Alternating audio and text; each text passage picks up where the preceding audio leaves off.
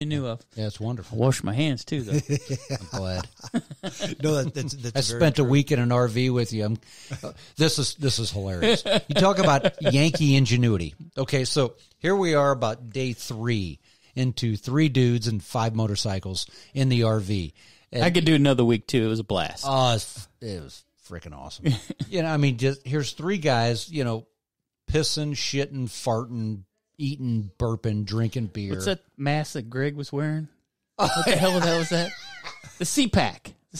Oh, not a CPAC. I don't know what the... Greg has sleep apnea. He has sleep apnea. Yes. So he has a sleep apnea mask. So he sounds like Darth Vader when he's saying, and then a fart in there. That's it. Well, we ran into a minor plumbing issue. Well, one of the sinks in the C-Class RV was backed up. I know what this is. So we're standing there, we're looking at this, and Harp's like, damn it, I need my fucking vacuum cleaner. I just need to blow that shit out. So he's standing there, and he's looking at it, and I can see the wheels are spinning. They're spinning. Mini Eli? Definitely a mini Eli.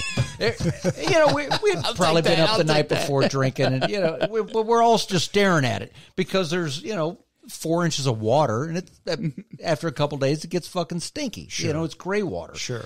So Harp, he's looking at it, and he goes, "I got it," and he sticks his hands down like he's doing chest compressions. He's performing CPR on the drain. He fucking cleared it. So it worked. It worked. Wow. I took a picture of it. That's Yankee ingenuity, man. He came up with an idea on the fly, cleared the drain, and we were good to go. I thought you did the same concept you used with a plunger. Yeah.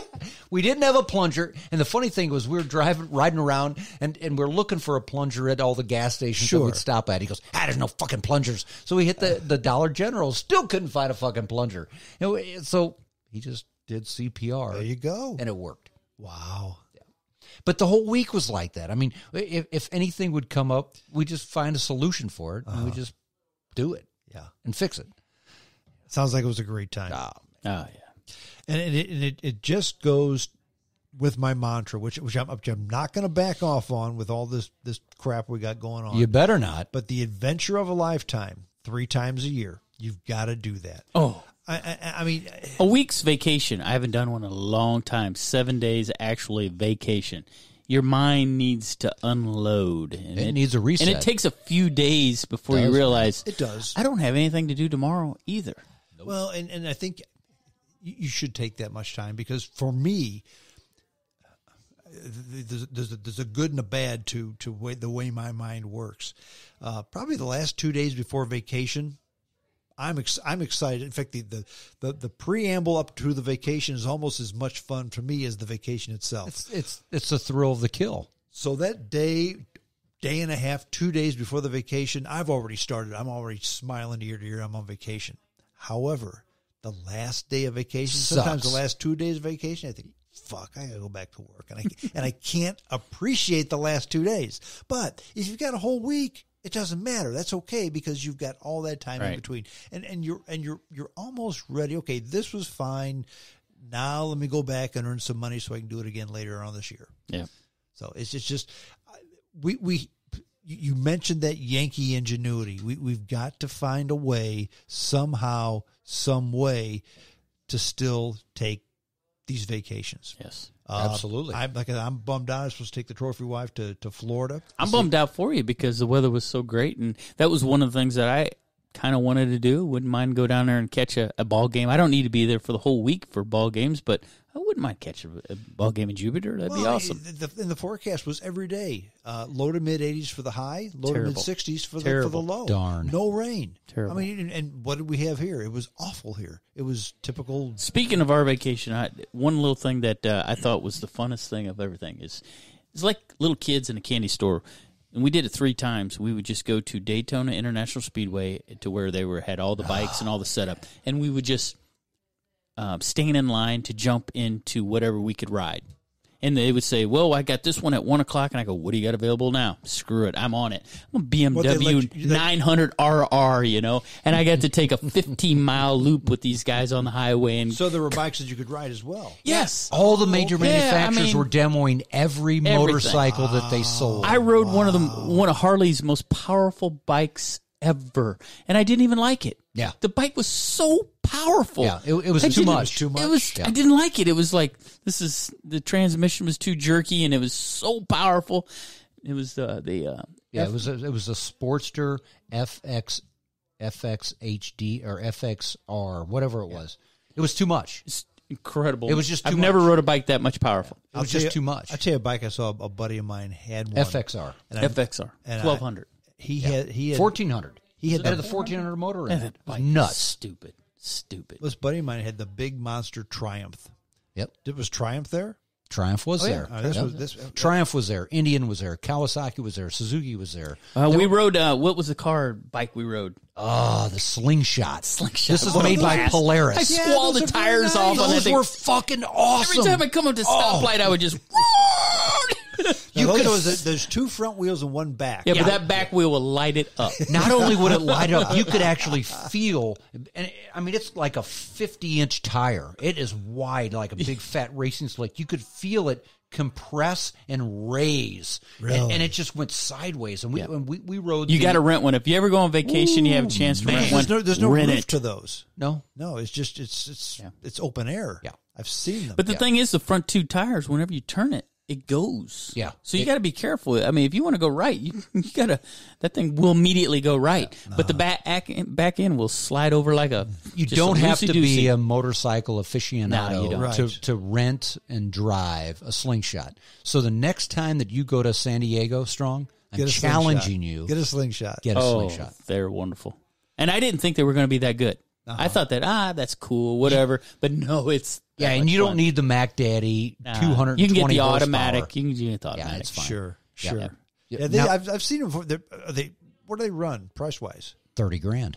Yeah, that's a lot of money for a toy. for a toy that you're going to pull off for 20 minutes, you know. Yeah. It's not practical. It's not practical. Maybe that's why I say it's so a vacation rental thing. Yeah. It's like saying, yes, I bought an Uzi submachine gun for home protection. No, you didn't. Joe Biden told me to buy a shotgun. And shoot both barrels at the same time. Thanks, Sleepy Joe.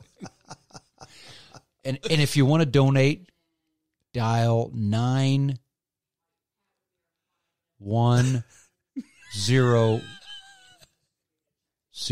Stop.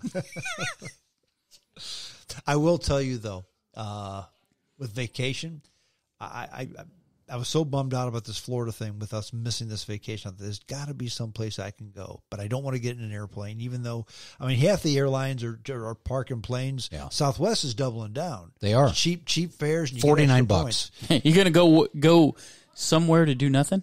Yeah, that's just it. I'm not going to go somewhere to do nothing. And I'm not keen on getting in an airplane now. Yeah, I canceled a trip myself, so I get it. So I'm not interested in doing that. But what can I do? And I thought to myself, what do I love to do that's not around people? Camping. That's right. I have reservations for the weekend of April 3rd down at Klondike Park. I was just going to ask you, is Klondike open? It is open. It's open now. In fact, when I called them today, and I asked them, "Hey, are you folks open? I'd like to, get a campsite."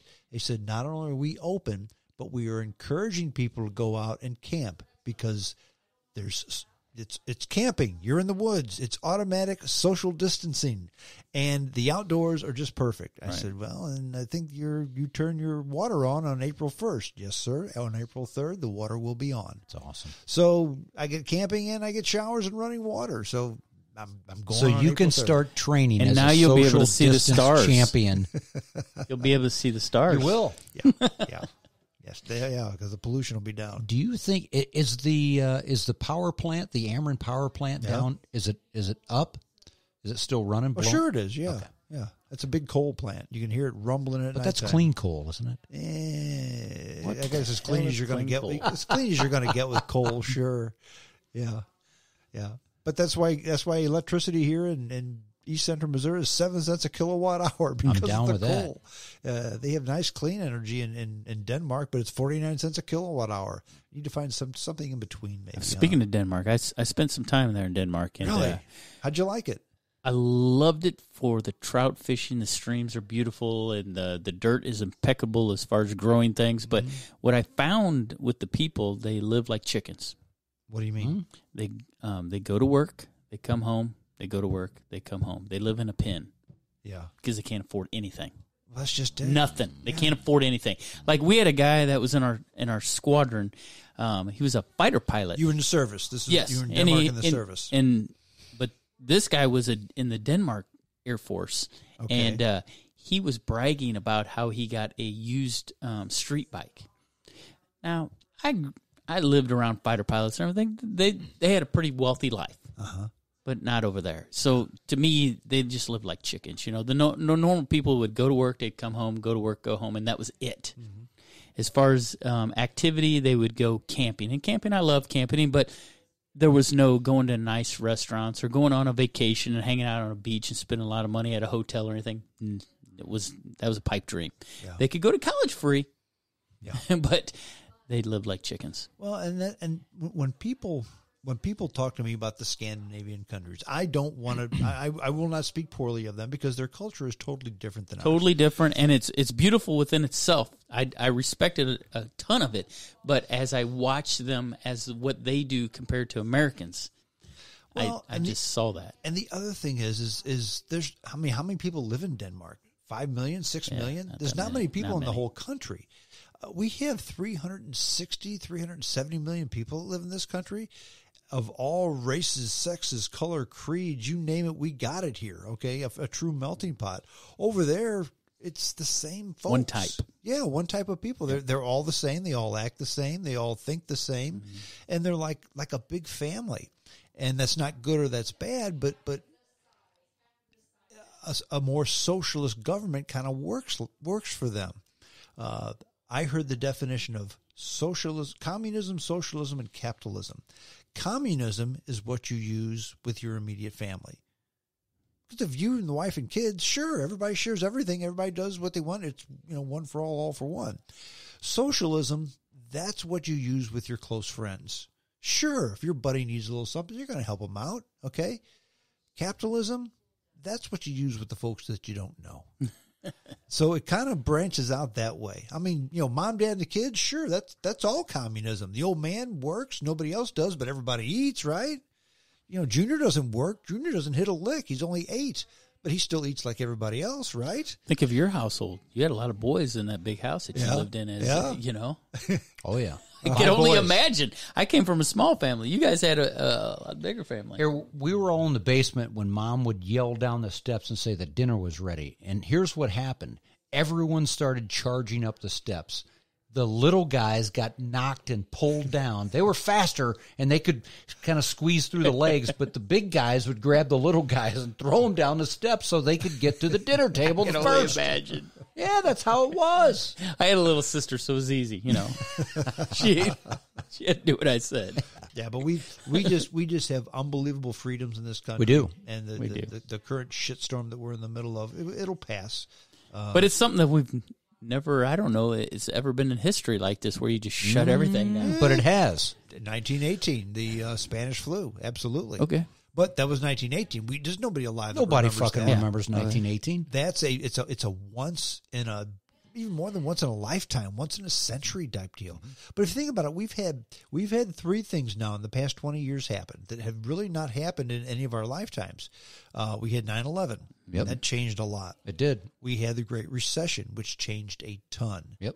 And now there's this COVID-19 shitstorm. Yep. And it's testing us as a people. It's testing people. I mean, it's easy to be all smiles when things are going great. Okay? Things aren't going great right now. We need to find a way to continue to smile. Yeah. Yeah, and you guys did it at Bike Week. Man. Congratulations. The last all-American vacation. It was. Friday at 3:30 it was done. Yeah, they were shutting down the International Speedway as we were rolling Friday out. at 3:30. Really? Yeah. Uh-huh. We went back to the campsite and we got to watch the burning bike and party till about 11 and went to bed and woke up and left. And I mentioned it was like a trade show. That's how trade shows are. If a trade show goes till 5 o'clock on a Thursday, son, at 5:05 they're tearing it down. Nope. Friday at 3:30, which is about an hour and a half early.